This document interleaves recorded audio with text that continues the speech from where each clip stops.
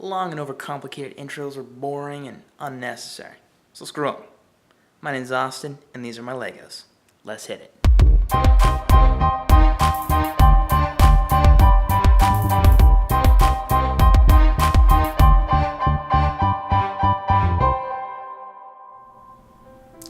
Starting on the top left shelf, we've got our factory sealed box sets. These guys have never been opened and never assembled. The one thing I'd like to point out is that little Star Wars set on the bottom right is the only set in this entire collection that is not a collectible. Following that, we have my one other set that has its original packaging, Helm's Deep, but as you can see, it has been opened and assembled. Then we wrap out our medieval theme with the Castle King dude over there on the right with his battle catapult looking all mean and mighty. Dropping down, we continue our progress through the Middle Ages with the Viking ship going head to head with our fearsome sea serpent, accompanied by small pirate rafts and a futuristic looking underwater craft. Some dinosaurs in the back, T-Rex center stage, and some idiots in those vehicles who try to think that they can take them on. Have they ever seen Jurassic Park? I don't think so. Now we've got our sports related sets. Got the half pipe over to the left, the hockey dudes right there in the front, and our sports cars, and what appears to be a big monster truck over there, which, by the way, cool fact, does break apart if you crash it. Then here on the bottom coming up, we have come to the future with all things fancy and fine and rather colorful, I might add. On the left, we got Mars Mission, shout out to my boy Elon Musk, and in the back we got our fearsome silhouettes of a few Bionicles, only to be accompanied by my Exo-Force sets right in the front and center.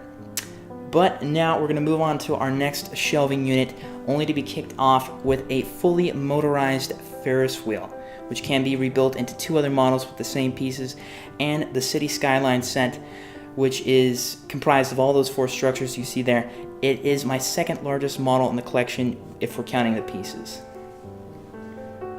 Expanding upon the city, we have our Police Central now with 2 stations, 1 motorized boat that floats, 2 helicopters, 4 squad cars, 2 prisoner transports, 2 canine units, and 2 motorcycles. Safe to say that we don't have a crime problem around these parts. Down another level, we've got our mail truck, some civilians, the fire crew and station, waste management, and our folks in the construction biz. We all make for a very lively city experience around these parts. But up next, let's say you need to get around, get to a few places, well, we got you covered too. We've got the air travel and shipping shelf. 2 airplanes, 1 airport, shipping trucks, and supporting crew and equipment. I just like to think of it as Amazon, but better and with lots more Legos.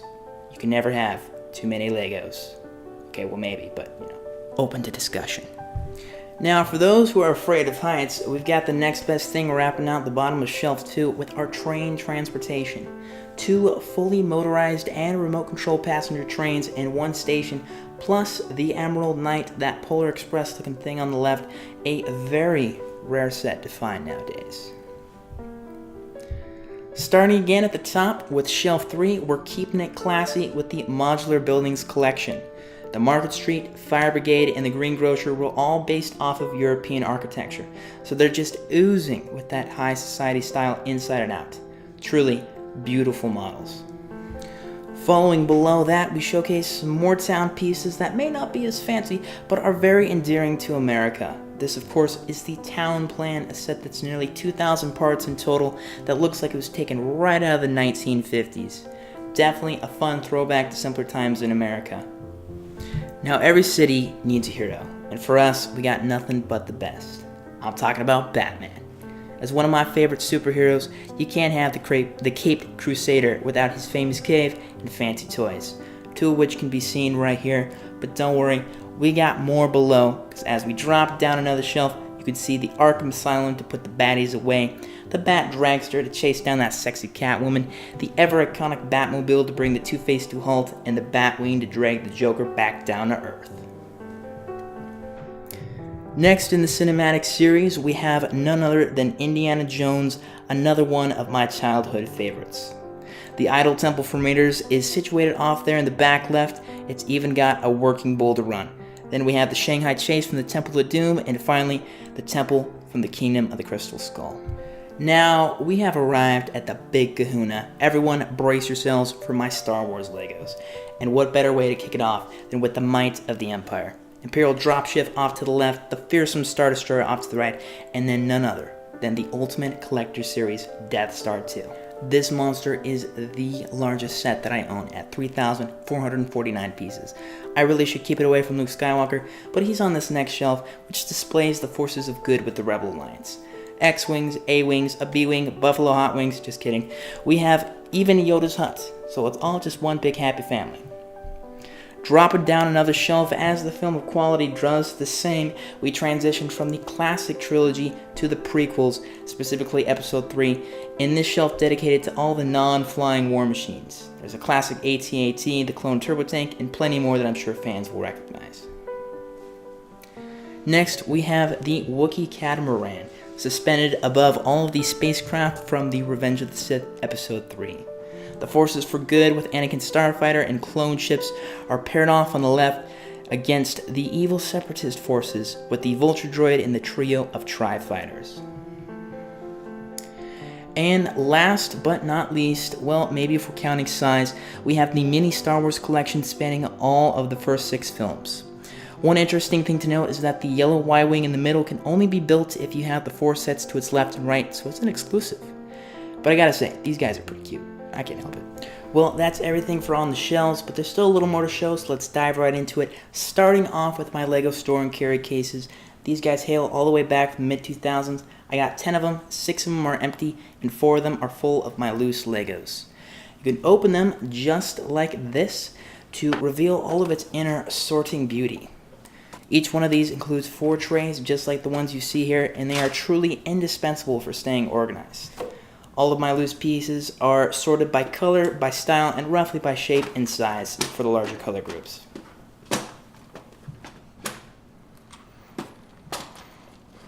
Nifty, aren't they? But as cool as they are, there's still more to go, like this vintage 1982 plastic Lego storage container. It holds about 300 pieces, which are also vintage, hence why I keep them separate, and even includes a minifigure from that era. More loose Legos here. These formerly had their own plastic storage box similar to the one you just saw. Don't have it anymore, but I still keep them separate. It also includes a figure, namely this handsome devil right here. Speaking of minifigures, here's a couple more, except these guys are magnetics. They're already in prime from that fridge display. That's right, we got Lego train track, over 50 feet of it in total, with plenty of straights, curves, splinters, crisscross applesauce. You can really get quite imaginative. Next, we see my Lego base plates, 7 large gray ones and 7 smaller green ones, great for when you want to do your own thing.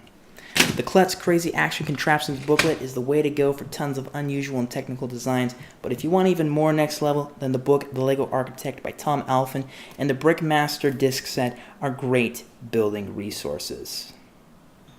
Catalogs, magazines, and comics. Catalogs go all the way back to 2008, the Clubhouse magazines from 2006 onward, and the Bionicle and Batman comics from around the same time. And with that, we have arrived at our miscellaneous stuff. I could try to break it down, but it's pretty eclectic, so I won't. With this, though, I have now shown you everything that is Lego branded that I own. There's nothing more to show. Whew. I think I need to sit down and relax. Alright, now there is one last very important point I need to make, and that is I am selling everything you just saw in this video. So if something caught your eye, make sure you get a hold of me. Sooner or later, everything will be gone. Down in the description below, there's even more info and a few very important links, so be sure to check that out. Regardless, I hope you enjoyed this video. It's been over a year in the making, so your support is much appreciated. Thank you once more for watching this whole video, and I'll be sure to catch you in the next one. Take care.